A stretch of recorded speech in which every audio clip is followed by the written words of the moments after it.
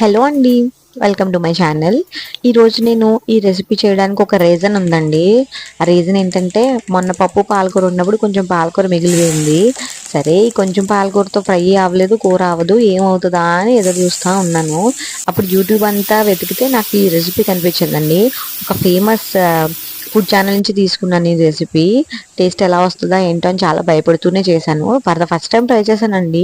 ఈ మధ్యన ఎందుకో యూట్యూబ్లో చూసి ప్రతిదీ ట్రై చేయాలనిపించేస్తుంది తెగ. అందుకే ట్రై చేశాను. మా వారు అంటూనే ఉన్నారండి, బాగానే ఉంటుందిలే, ఎందుకు టెన్షన్ పడుతున్నావు అని. కానీ వండేంత వరకు గుండె గుబేలు మంది ఎలా వస్తుందా టేస్ట్ అని.